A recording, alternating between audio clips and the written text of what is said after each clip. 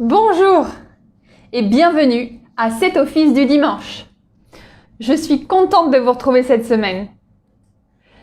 Aujourd'hui, j'ai choisi pour vous un sermon, plutôt bref, mais qui va droit au but. Nous allons aborder le sujet de l'aide. Un sujet plutôt vaste, mais qui en dit long sur la personnalité des gens. Vous allez découvrir cela dans quelques instants.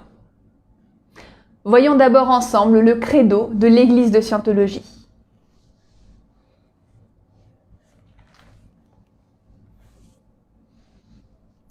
Nous, membres de l'Église, croyons que tous les hommes, quelle que soit leur race, couleur ou croyance, ont été créés avec des droits égaux. Que tous les hommes ont le droit inaliénable d'avoir leur propre pratique religieuse et de les exercer. Que tous les hommes ont le droit inaliénable de vivre leur propre vie.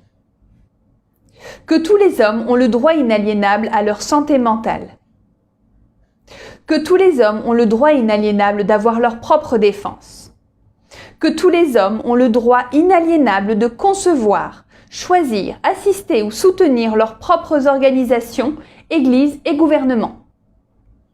Que tous les hommes ont le droit inaliénable de penser librement, de parler librement, d'écrire librement leurs propres opinions et de se prononcer, d'écrire ou de s'élever contre les opinions des autres. Que tous les hommes ont le droit inaliénable de créer leur propre espèce. Que les âmes des hommes ont les droits des hommes. Que l'étude du mental et la guérison des maladies d'origine mentale ne devraient pas être séparées de la religion, ni tolérées dans les domaines non religieux. Et qu'aucun agent, autre que Dieu, n'a le pouvoir de suspendre ou de négliger ses droits de façon ouverte ou couverte. Et nous, membres de l'Église, croyons que l'homme est fondamentalement bon, qu'il cherche à survivre, que sa survie dépend de lui-même, de ses semblables et de l'accomplissement de sa fraternité avec l'univers. Et nous, membres de l'Église, croyons que les lois de Dieu interdisent à l'homme de détruire sa propre espèce, de détruire la raison des autres, de détruire ou d'asservir l'âme d'un autre, de détruire ou de réduire la survie de ses compagnons ou de son groupe. Et nous, membres de l'Église, croyons que l'esprit peut être sauvé et que seul l'esprit peut sauver ou guérir le corps. À présent, je vais vous lire L'intégrité personnelle par L. Ron Hubbard.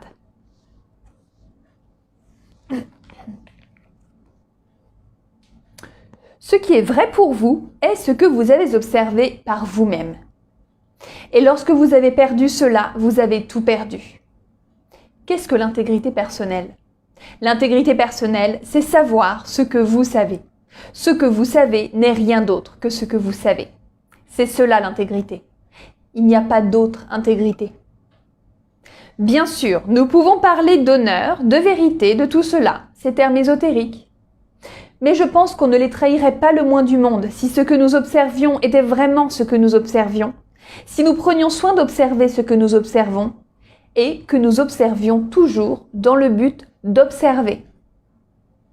Et sans nécessairement adopter une attitude sceptique, un esprit critique ou indulgent, mais certainement en maintenant suffisamment d'intégrité et de conviction personnelle, de confiance en soi et de courage pour pouvoir observer ce que nous observons et dire ce que nous avons observé.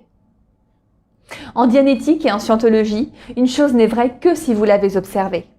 Et elle n'est vraie que selon votre propre observation. C'est tout. Bien. Je vais maintenant vous lire le sermon de cette semaine. Voyons voir s'il vous aide, s'il vous apporte des données que vous pourrez appliquer dans votre quotidien.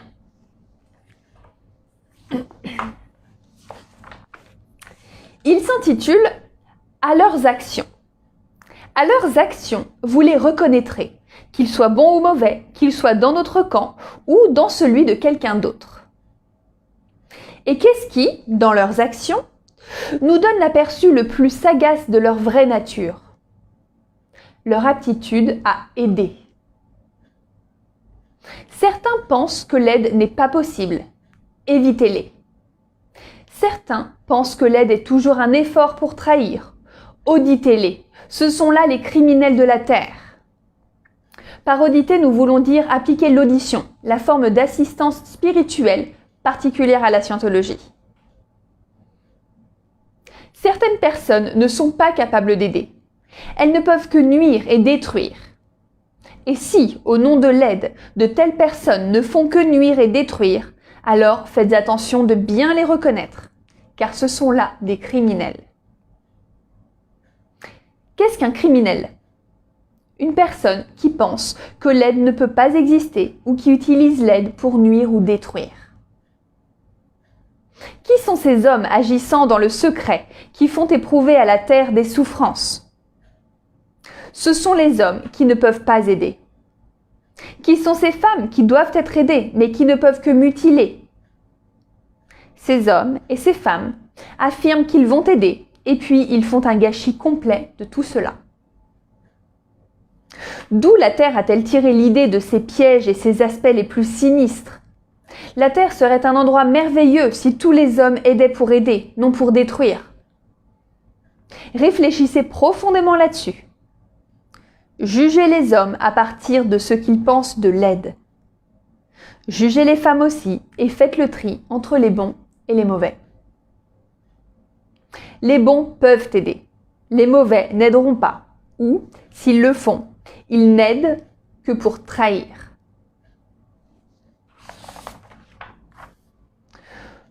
Tout ce qui est bon sur Terre vient de ce qui se trouve au-dessus du point critique.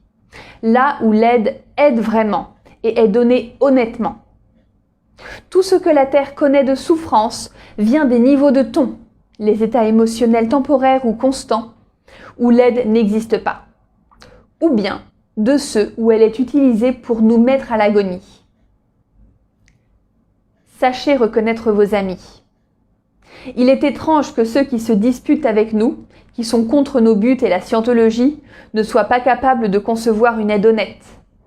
Parlez de l'aide avec eux et vous découvrirez leur niveau de ton et vous saurez s'ils ont beaucoup de valeur en tant qu'amis. Vous avez là le critère que l'on peut utiliser pour faire le tri entre les bons et les mauvais et pour avoir une vision bien claire afin de commencer à créer un monde où toute vie puisse s'épanouir.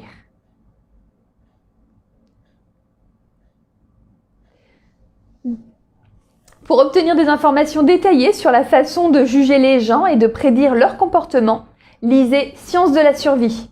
Vous comprendrez les gens et la raison de leurs agissements. Bien. Qu'avez-vous pensé de ces données ? Est-ce que vous voyez comment vous pourriez les appliquer dans votre quotidien et pour améliorer vos relations personnelles ? Bien. Cette semaine, vous pourrez avoir accès à davantage de données de L. Ron Hubbard en assistant à des webinaires. Le premier vous sera donné lundi 5 juillet à 19h30. Ce sera « Comment venir à bout des difficultés d'apprentissage ». Puis, vendredi 9 juillet à 20h30 cette fois, vous pourrez voir comment se faire comprendre et comprendre les autres. Et bien sûr, votre prochain office du dimanche vous sera donné le 11 juillet à 11h en ligne. Nous allons terminer ensemble avec la prière de Scientologie pour la liberté totale.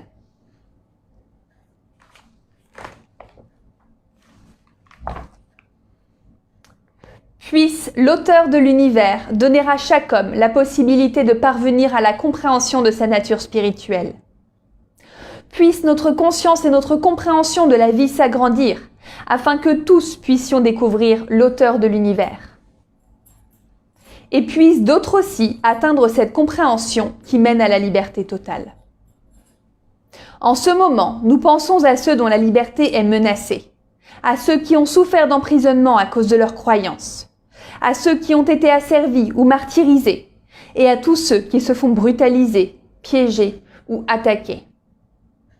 Nous prions pour que les droits de l'homme soient préservés, pour que les peuples puissent croire et pratiquer leur foi librement, afin qu'à nouveau la liberté règne dans notre pays. Libérés de la guerre et de la pauvreté et du besoin, libres d'être, libre de faire et libre d'avoir. Libre d'utiliser et de comprendre le potentiel de l'homme, un potentiel d'origine et de nature divine. Et libre de parvenir à cette compréhension et cette conscience qu'est la liberté totale. Dieu fasse qu'il en soit ainsi. Merci beaucoup et très bon dimanche à vous.